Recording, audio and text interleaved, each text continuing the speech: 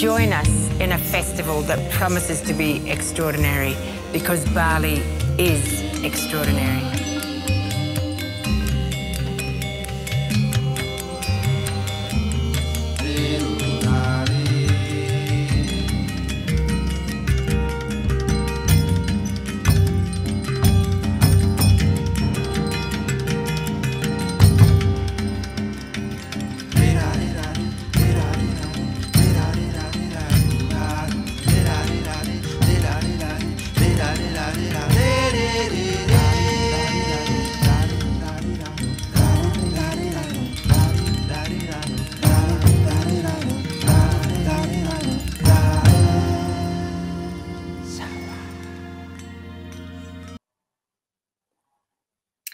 Hi everyone, welcome to Ubud Writers and Readers Festival 2021.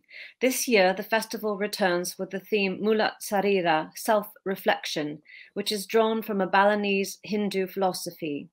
From 8 to 17 October, we will explore the meaning of self-reflection, cultural introspection and human rights, examining who we are, what unites and divides us, and what drives our actions. My name is Kelly Falconer. I'm a literary agent representing Asian authors and experts on Asia. I run the Asia Literary Agency, and tonight I'm really pleased to be interviewing one of my very own authors, Michael Vatikiotis, who is known to, I'm sure, many of you. We're going to talk to Michael about his latest book, Lives Between the Lines, A Journey in Search of the Lost Levant, a very personal book for Michael, and which begins with the parting of the sands, the construction of the Suez Canal that united the Mediterranean and Arabian seas and opened the door of opportunity for people living insecurely on the fringes of a turbulent Europe. It tells the story of Michael's Greek, British and Italian family who arrived in Egypt and Palestine in the mid-19th century as migrants, armed with talents and skills that were much in demand as Ottoman rulers sought to modernize their lands. They worked for the post office and the railways, but also included charismatic monks and successful entrepreneurs who built things and left their mark on society. As I said, this is a family history and a memoir, and it's a bit of a departure from Michael's previous books, which are focused on Southeast Asia, where he has lived and worked for over 30 years as a journalist. First for the BBC World Service as a producer, reporter, correspondent, and then as editor of the Far Eastern Economic Review, whose loss is still lamented. His official title now is Director, Asia Center for Humanitarian Dialogue based or headquartered in Geneva.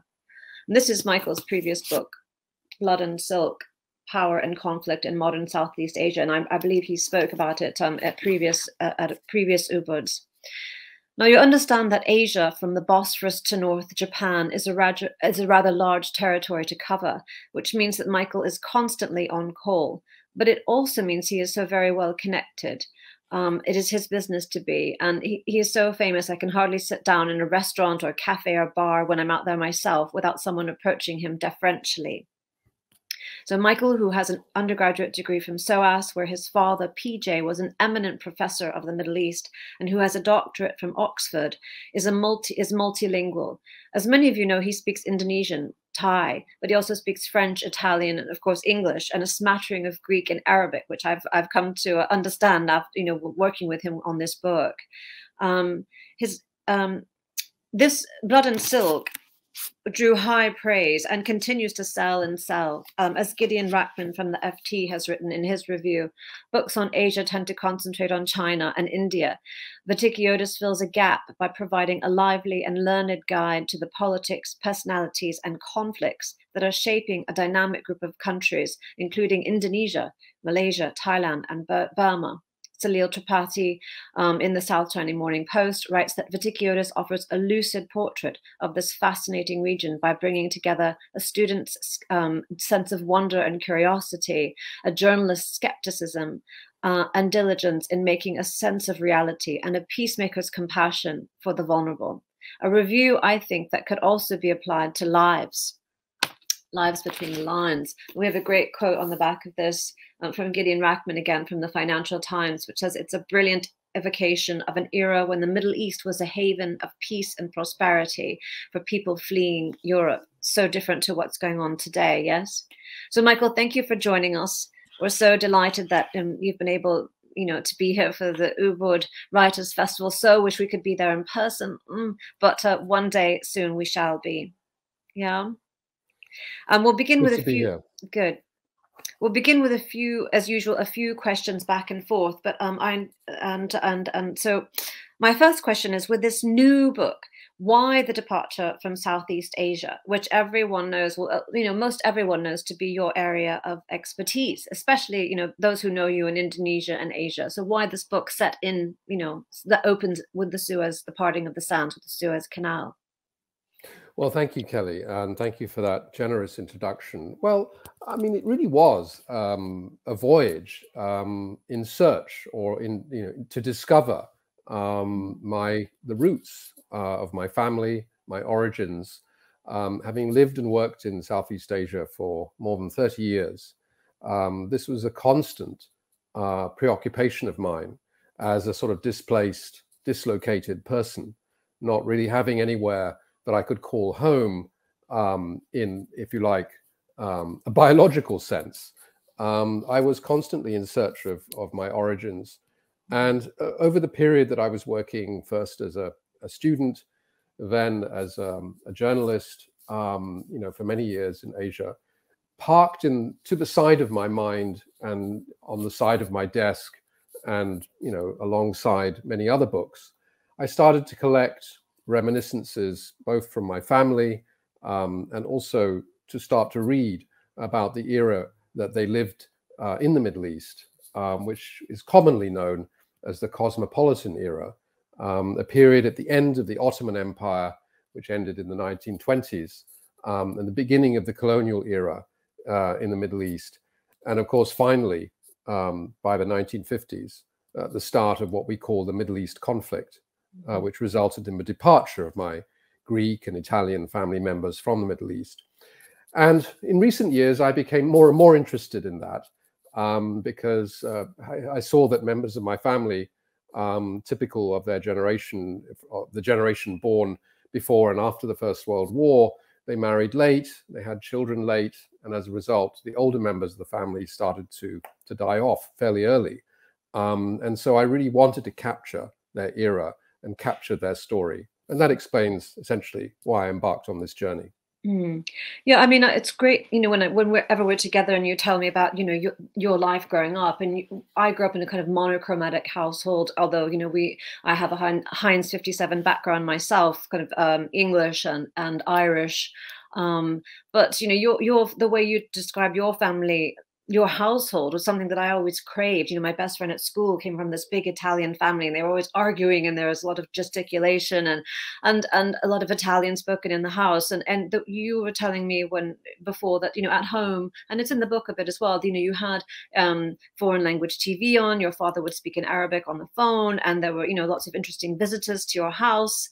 And I suppose this also kind of inhabited your sensibility, didn't it? Because although you didn't go and emulate your father and study Middle Eastern history, you're kind of doing the same thing as your dad in a way. You're still connected to your father in many ways in the work that you do and went on to do. Would you say that's correct?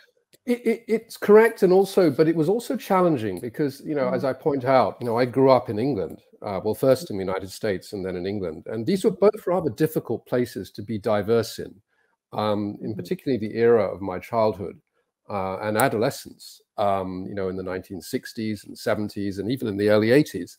It wasn't easy to be a foreigner. It wasn't easy to be of a diverse background. And so it took some digging on my part and recollection, because my parents were constantly fitting in. Despite the smells and the sounds of the Middle East that wafted through the house, it was subdued and muted because they were busy trying to be successful in England and the United States, and that required a certain amount of, if you like, assimilation. And it's that process of assimilation that I started to unwind in this book, and really to discover where my family came from. And as you said, the arresting feature was I realized that my family were essentially refugees from Europe in the mid-19th century. Europe going through a period of state formation, often violent, often resulting in poverty. We look back on the history of Greece and Italy and we think, oh, great, they became new countries in the 19th century, but they're also very poor. And millions of Italians, of course, emigrated to the United States in this period. But at the same time, many Italians emigrated to the Middle East, where there was opportunity, where there was stability because of the Ottoman Empire. And I realized that my parents' families and the families to which my parents were born in the Middle East were essentially refugees from Europe. And that for me was a real starting point. I was like, wow, I grew up, as you did, imbued with this whole sense of civilization and culture rooted in European enlightenment and the values of democracy and European culture. But in fact, there were alternatives, and they were very much open and necessary for my family in the mid-19th century. Well, let's talk a little bit about assimilation, because first of all, your mother's family are Welsh, correct? Your mother's side of the family, but your father's side are Greek Orthodox. And I had a Welsh grandfather, but my mother's family was Italian. Italian, the Sonagas, right? The Sonagas. So let me just go back to this point about assimilation, because as your mother and your father tried to assimilate in many ways, I mean, isn't that just directly the opposite of how their lives would have been, in their parents' lives would have been in the Middle East? Because under the Ottoman Empire, what did your mother say? People mixed but not mingled, or they mingled but they didn't mix. So they were allowed, each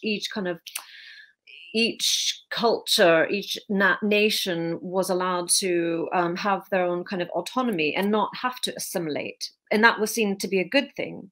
Yes? Yes. And I think the interesting thing here is this blend of cultural acclimatization and also cultural difference. Because in fact, as you point out, I mean, they didn't really integrate in the Arab world as such. My father grew up speaking native Arabic because he grew up with other Christian Orthodox Arabs in Palestine as a Greek with a Palestinian grandmother. So the point on the Palestinian side was that the Greeks saw themselves as very much part of a landscape in, if you like, religious terms. And the Arabs who joined the church, they assimilated with the Greek church and became Greeks. And so there was much more of a mixing of the cultures. On my mother's Italian side, they were Jews, and they arrived in Egypt at a time when the Italians and the Greeks also were much in demand as professionals. It didn't really matter what religion they were. It mattered that they spoke French, that they had skills. And my great-grandfather, for instance, was general manager of the Cairo post office. It was a straightforward importation of professional skills, whatever background they had, religion or ethnicity. And they never really assimilated. In earlier generations, when my mother's family first arrived in Egypt, they actually were more, if you like, integrated with Egyptian society than in later generations, particularly after the colonial period, where the British arrived and essentially played the usual game of divide and rule, so that the Levantines, the Greeks and the Italians were considered foreigners. In fact, they all had foreign nationality. And so therefore the British treated them differently. It was less so in my great-grandfather's time, where they were, if you like, employees of the Egyptian state. One of the things that I want to talk about as well to the audience here is that, I mean, this is, you weave so many different, you weave all of your Heinz 57 family history, into this beautiful book. I mean, as with any work of nonfiction, you have this enormous, like I say, pie that you can draw from, but you only, to put it succinctly into a book, you have to take out, the choicest slice of the pie, and you managed to do that and weave this really atmospheric story, taking many strands of your family history, weaving them together, and giving us this overview not only of your family history but also of this magical period of history. And it's a really fun book to read. It's filled with anecdotes and it's light, and you almost, I felt as if we're learning things just as an aside when I was when I was going through it, rather than having anything stuffed down my throat. And that's the best kind of non-fiction. I mean, there's one story in here, or you've told me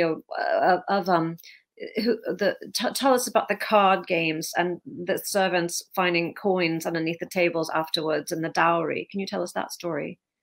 Well, it relates to, I think, the early period of my mother's family in Egypt, when, of course, these foreigners were quite close to the vice-regal court.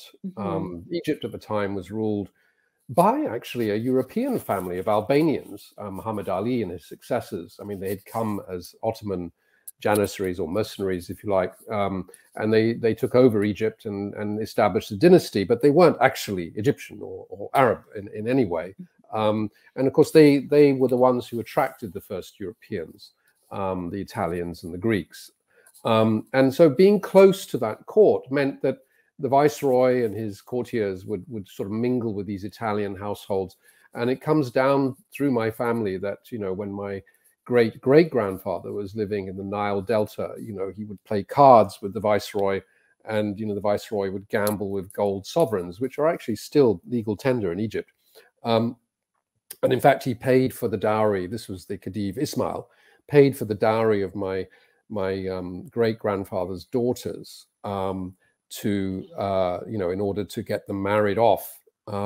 So it's a tale essentially of a very close relationship, particularly in that early period in the mid-19th century, between these foreigners and the powers that be. As I pointed out, they didn't integrate, but they imparted this sort of European style and affectation to local elites. And this is why this period in Egypt is called La Belle Époque.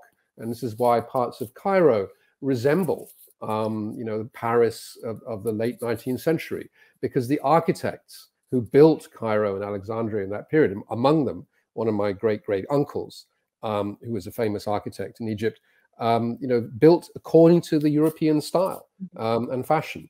And these buildings mostly remain today, crumbling away. But they're still there, and the evidence, the legacy of that very colorful period survives with the stone, the plaster, and the stucco.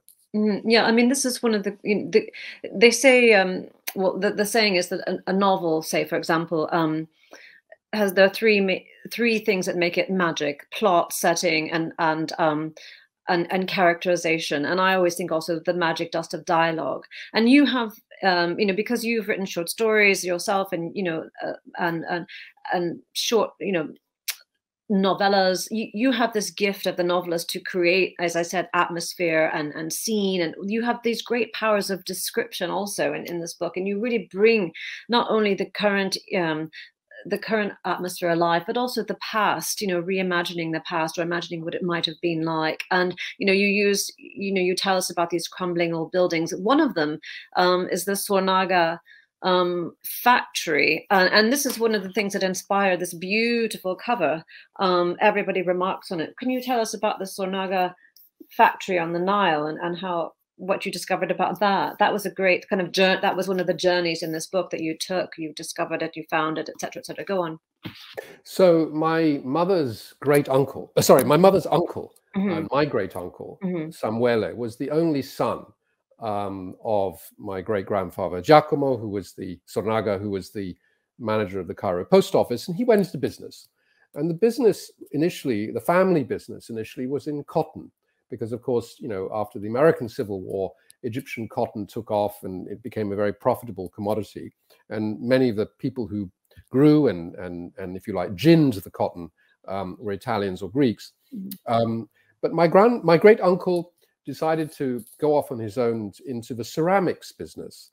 And he built, in the early 20th century, a very modern factory making tiles and pots and all forms of ceramics, using modern methods, using a particular clay that was available along the banks of the River Nile to the south of Cairo.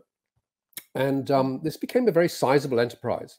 I think at the height of its operation in the in the 1920s and 30s, he employed close to 3,000 local Egyptian artisans and workers. And it was extremely profitable, and the family became even wealthier. And so the factory survived nationalization in the 1950s, and the company continues to exist. Sornaga Ceramics was nationalized and then privatized again, and then nationalized and then privatized. But the factory, the original factory along the banks of the Nile, is essentially in the process of being demolished. And I was able to get there just as the sort of jackhammers were sort of reaching the sort of the outer walls of the factory, and it was still standing. I think by now it must have been demolished. And it was a very sad journey for me, because the factory was very modern, it was very contemporary at the time. And a small village had been built around the factory for the workers, including a power station and a villa that my great uncle lived in, built in the Tuscan style. And I was rather shocked to see when I finally arrived at the factory that the factory was being demolished, but the villa was being renovated, and the entire site was being turned into a holiday resort. If you like, a resort sionil, a bit like a sort of Holiday Inn camp, or a Club Med of some kind, built in a sort of very fashionable Gulf Emirati style. And I was asking the locals, I said, so great, I mean, I can come here and spend my holidays. They said, oh, no, you can't do that. This is being built by the army for the army. And so essentially my great uncle's factory is becoming a holiday resort for the Egyptian military, which of course runs the country. But you went in with a camera and they said, no pictures. And then, you were able to take photographs and say, basically, don't you know who I am, in the nicest possible way. And then they sort of cautiously welcomed you in, and you had tea with them and chatted, and they seemed sort of fascinated by you. They in fact asked me if I wanted to buy the factory. So I said, well, no. I mean, this is where it gets really complicated for me, because on the one hand, the family, if you like, lived off the Egyptian soil, the Egyptian clay, the Egyptian workers, and made a profit. On the other hand, they felt very much part of the fabric of Egypt. And for me, it's slightly awkward to sort of imagine that, well, on the one hand, as the workers who I met, who were now in their sort of mid-60s, mid-70s, who had still worked at the factory, remembered fondly the Sornaga family. But, it had been nationalized, and it's a sad reality that, the nationalization process and the ownership of the factory has not led to its continued flourishment. And yet at the same time, it's clear that my forebears profited greatly from the factory and from the business. And so, as I point out in the book, this is the awkward part for me. They weren't colonials. They were people who benefited from the colonial context. They were caught in the middle, basically. And in the end, sadly, by the 1950s, they were all forced to leave. Yeah, I mean, let's talk about that a bit, because you said they were living in Egypt. They weren't Egyptian, but they really felt great love for the country and the place, and obviously appreciated what their time there had given to them with their hard work and what they benefited from while they were there. But they were in essence migrants, economic migrants, to Egypt. And then when things fell apart, they then fled back to the country of origin, quote unquote, and became refugees again. Tell us a little bit about that.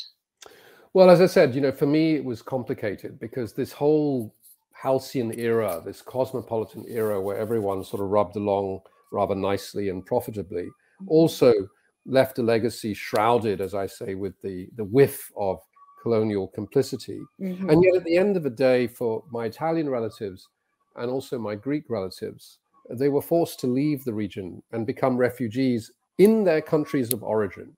So my grandfather on the Greek side in Palestine was a railway official during the British Mandate of Palestine, and he rose to become a chief clerk. in a railway that was originally established by the Ottomans, but was quickly taken over by the British and became Palestine Railways. And so his life, he was born and raised in Palestine, in Acre, and then and lived in Haifa. His life was in Palestine. He grew up there. He was a native Arab speaker. This is my grandfather, Yerasimus. And then when in 1947 partition happened, and in 1948 the State of Israel was established, he essentially lost his job, his livelihood, and the right to live in Palestine. And he arrived in Greece, and it's one of the most really sort of sad legacies of his life, that he wrote a resume, you know, in his mid-60s, I suppose, by the time he got to Greece in the 1950s. And on the resume, he described himself in Greek and English, looking for a job in Greece as a refugee. And that's terribly sad, because at the same time, he felt very Greek, and he was a Greek citizen. In fact, he registered his name and the family's name on the island that the family came from. The Vatikiotis family came from the island of Idra. So I was trying to sort of sift through this incredibly complicated, you know, if you like, bifurcation of identity. On the one hand, feeling part of the land, part of the Holy Land. My grandfather was raised in the Greek church, was a ward of the church after his father died. You know, probably contemplated at some point going into the church, but you know, was very much of the land, and yet arrived in Greece, the country of his origin, if you like, and of his nationality, a refugee. I mean, speaking of bifurcation, I suppose that could describe, you know, well, you in certain ways, with your, you know, your foot in both the East and the West, personally, and I wanted to, and I think also you said before that that you being a Levantine influences the way you think and work, and I think it lent itself, you know, particularly well to your profession as an armed conflict negotiator.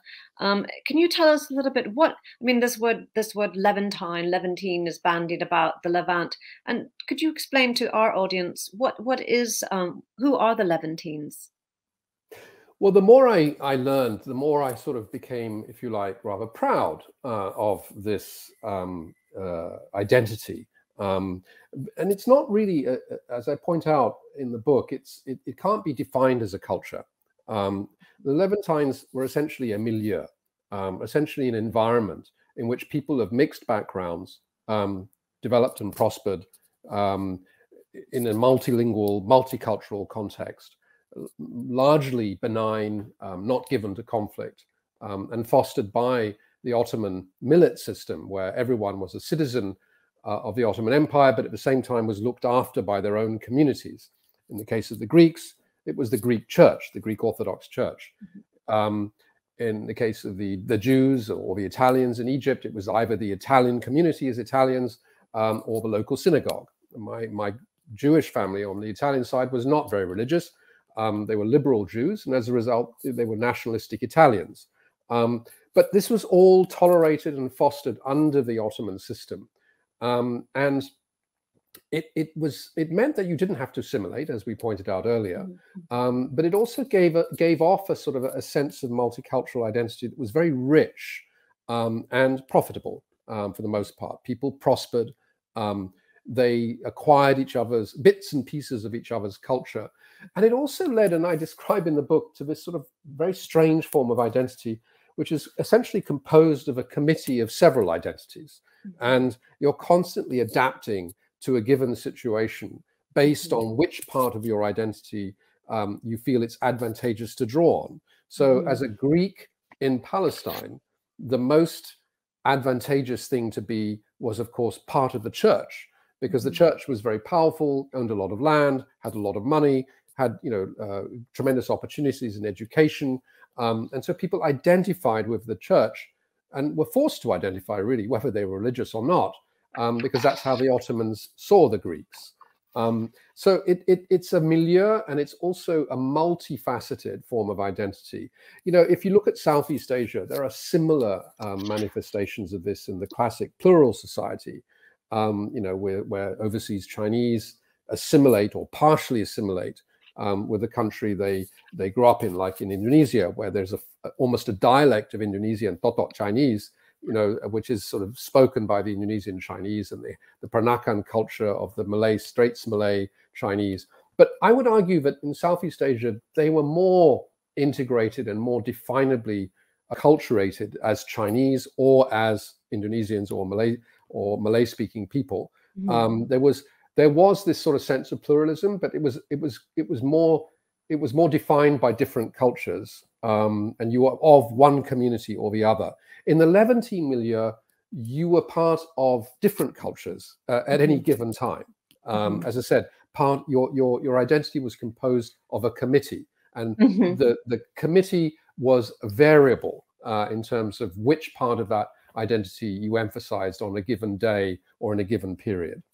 I mean, there was a great review in the Times of London about of this book by Richard Spencer, who's the Middle East correspondent, their Middle East correspondent, and he's very English, and he said that he confessed, the guy that as an Englishman, I don't really, this is so foreign to your way of being is so foreign to me, and he doesn't really. He couldn't put himself in your place because he was so, straight down the line English, and it was a kind of for me. I found that very interesting that he found that so unusual. Well, it's a very interesting point because it gets to what we're seeing more and more today, which is identity becoming more and more binary. You're either this or that. And, this, of course, in the world today has become a source of great violence and upheaval and instability. And one of the reasons why, once I got into telling the story of my family in this book, that I really felt it was important to put this down, was to recall an era where these kinds of binary identities didn't really matter or exist, and people could blend and adapt and integrate as much as they wished, in a system that was much more tolerant of difference. Tolerant is sometimes an easy word to use. Indulgent of difference, and there were problems, of course, of inequality, of huge gaps in income. I mean, Egypt at the time that my mother's family lived there was incredibly poor. Even after the Second World War and with the arrival of the revolution, if you like, under Gamal Abdel Nasser, incredibly poor country, and it still is today. And there's no doubt that my family was privileged in that respect, because they made their way. On the Greek side in Palestine, of course, the sadness there is the change that took place after 1948 with the onset of the, if you like, the Arab-Israeli conflict, and the conflict between Jew and Muslim, or Jew and Arab, I should say more accurately, because the Christian Palestinians are also the victims of partition. And so it's with some sadness that I reflect on that sort of rather idealistic cosmopolitan era. And of course, there are many lessons, perhaps, for today's more binary, more binary divided societies, in which identities are the boundaries are much harder, and are the source of tension and conflict. I mean, I think, what was I going to say? That sorry, there's a plane passing. Given that you have this hodgepodge bits of DNA, I mean, this is from the last chapter. I can't remember which page it is. You say, and this is what Richard Spencer says: the last two chapters are worth the cover price alone. You say you're really speaking about the Levantines. Inside, I am really a Canaanite, a hodgepodge of bits of DNA flung around desert caravanserai, mingled with that of weary Iberian Sephardic outcasts and wild Ottoman Janissaries scything their way through the Balkans. I grew up bereft of the Oriental moorings that my Middle Eastern antecedents clung to. I am neither a proper Jew nor an observant Eastern Christian. People I know well smell the whiff of the Levant about me, a chronically malleable stance on everything, the way I assess the context of any question before giving an answer. These are classic Levantine characteristics. Outcomes invariably depend on circumstances for the Levantine. We never bet on a single option. We act the insider when we are really outsiders. But more to what I want to get to here is, because you have this sort of hodgepodge of DNA, I mean, it gives you, don't you think, the ability to speak on these different cultures. I mean, nobody could accuse you of cultural appropriation because it's all in you. Well, I think that's of course always a very subjective issue, and and I think that I certainly can say this, that throughout my adult life, it has stood me in very good stead to have this ability to draw on different identities and cultures, or an understanding of different cultures that's inherent, if you like, in my upbringing, and to be able to adapt more easily, and also, yes, to project different identities. I often reflect on this from my career in Southeast Asia as to why I found it so easy and comfortable to live in a country like Indonesia, for instance, which is a country defined by its incredible cultural diversity. And I just felt so much at home in that. I mean, I couldn't claim to be part of any of those cultures, with the possible exception of sort of Arab descent. But you know, I just felt so at home in that sort of spectacular diversity, without feeling that you had to belong to one or other of the cultures. It was much more difficult in more sort of homogeneous cultures, such as, say, Thailand, or in cultures such as Malaysia, where racial and ethnic divisions are sources of tension. But Indonesia, I always felt very much at home, and I just would reflect on this as I wrote the book and say, wow, you know, now I know why, because it really reflected my own origins, and you know, the diversity of those origins. And so, yes, in that sense, I don't feel a victim of the sort of the cultural wars that we fight today, or at least I feel slightly more immune. We've had a kind of discursive conversation here that, you know, so if we touch on the book and not, but I mean, so much of you, you know, you are in this book. This book is you and your family and history. That, you know, your family has been so much a part of history, and you touch on that in the book. You give us, as I said, you know, these great moments of history, like when Rommel walks through the gates. Palestine, and there's one chapter called Rommel at the Gates, which is a really atmospheric and very heady chapter. And again, you know, you reimagining history there, and it just comes alive. But I want to get back quickly, because we don't have that much time to go, but to sort of begin to wrap this up. So one of your interviewers recently, what is her name? Rania, tell me her name again. Rania Khalek. Rania Khalek interviewed you for a short piece in Dispatches, and she said, she asked this question, which I thought was a good one, and wanted to ask you again. Why do you think things have changed so dramatically from those glorious, you know, that gloriously inclusive cosmopolitan era to the current extremes that we're seeing now, not just in the Middle East, but also, you know, here in the West? But let's talk about, you know, in Egypt, for example, or the Middle East, these current extremes of divisive nationalism, religiosity, identity politics. Why did things change so dramatically, so quickly? I get asked this question a lot, and of course one could start the interview again and tell a long story, but I think the short answer is the death of the Ottoman Empire. You know, and one of the interesting journeys that I took in this, you know, very sort of broad series of journeys that culminated in this book was to discover the ancient roots, if you like, of cosmopolitanism that predate the Ottomans, that go back, if you like, to Alexander the Great, and the move that the Greeks made away from the idea of the city-state to essentially running an empire. And how do you do that effectively? Well, you can't do it based on a single identity. I mean, there weren't enough Greeks, there weren't enough Turks under the Ottoman Empire. And then the Byzantines, the same problem. You know, they succeeded the Romans and the Greeks. You had to be able to control and govern based on diversity and tolerance. Otherwise, it just simply was untenable.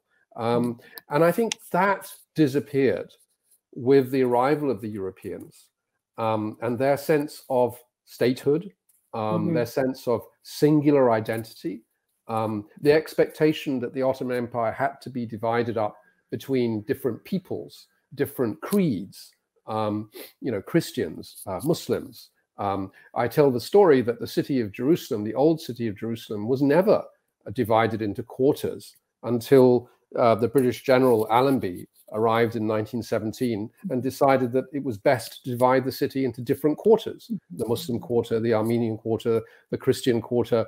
The city before that had been a sort of hodgepodge of different places. I mean, obviously the churches defined the communities, but it was really the British with their line drawing and partition. One of my favorite quotes in the book is, I say, reflecting on the region's history over the century that spanned my family's sojourn in the Middle East, I realized that partition and the coercion that turned arbitrary colonial dividing lines into fixed boundaries was the driving centrifugal force tearing at the fabric of cosmopolitanism. And I think that really is the answer to the question. It was the lines, and hence the title, Lives Between the Lines. That's wonderful. Just, I mean, a great way to sort of begin to wrap up. Just one quick question. You talked about the church, the Greek. Let's tell me a little bit about the Greek Orthodox Church. We have 5 minutes, but you know they're great landowners in Israel, Palestine. Can you and your family are connected to the Greek Orthodox Church? Can you tell us a little bit about that very quickly, and your encounter with the monks? Another one of the great discoveries I made, another of the great sort of, I think, aspects of my journey was to discover my father's family and its sort of dependence on the welfare of the Greek Church, the Greek Orthodox Church, which is of course worldwide. You know, there's the Russian Orthodox Church, the Greek Orthodox Church, but very specially in the Holy Land, in Jerusalem and in the current day Israel, they control and dominate most of the holy sites of the Christian world, and they own a lot of land because a lot of land had been given to them during the Ottoman era. So I estimate that, you know, a third of the land in modern Israel is probably owned and leased by the Greek Church to the Israelis and other people. And, you know, this is a great, powerful institution. And yet it's sort of run on a shoestring. You know, there are very few Greeks left. The Patriarchate sits in Jerusalem. There is a holy order of monks. Two of my great uncles were monks in the holy order. They established and re-established monasteries in holy sites. You know, this was a great enterprise until the establishment of the State of Israel, when, of course, the Greek Church felt that it had to sort of disguise and camouflage itself a bit more and keep a low profile. But until 1947, the Greek Church was a great institution. It still is, to some extent, dominating the ritual calendars of the Christian world, and, you know, owning most of the stones, the holy stones, that pilgrims, as many as 5 million pilgrims a year, continue to visit in Israel today.